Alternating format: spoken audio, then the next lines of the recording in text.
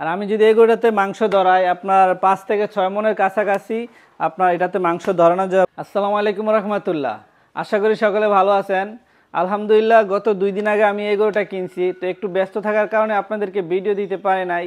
আপনারা অনেকেই জানেন আমার আলাদা একটা শেড আছে, তো ওই শেডে আপনার গরুটা 2 দিন রাখছি। ওই রাখার পরে দেখতেছি যে গরুটা সুস্থ আছে এবং কি গরুটা খাবার দাবার খায়, তো সে কারণে আজকে সকালে আমি খামারে নিয়ে আসলাম গরুটা। আর গরুটা কিনলাম আপনার 1 লক্ষ টাকা দিয়ে। অনেকে বলবেন যে আসলে গরুর দামটা কি মনে হয় একটু বেশি হয়ে গেছে নাকি। আসলে আমি আপনাদেরকে গরুটা দেখাই, দেখেন গরুটা মূলত হচ্ছে আপনার ডবল বডির একটা গরু এবং বড় ফ্রেমের গরু, দেখেন।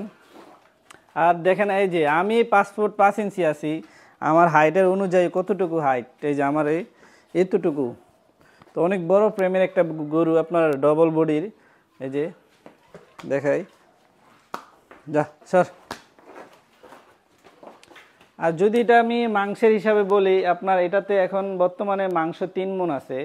তো ওই 3 মণ যদি ধরে 30,000 টাকা করে, তো আপনার 90,000 টাকা পড়ে যায়। তো সেক্ষেত্রে আপনারা যদি হাড্ডি গাভী একটু কিনেন, তো সেক্ষেত্রে একটু দামটা বেশি দেয়া লাগে। আর আমি যদি এগুলোতে মাংস ধরাই আপনার 5 থেকে 6 মণের কাছাকাছি আপনার এটাতে মাংস ধরানো যাবে আলহামদুলিল্লাহ, আশা করি। তো সকলে ভালো থাকবেন, সুস্থ থাকবেন, আমার জন্য দোয়া করবেন। আসসালামু আলাইকুম।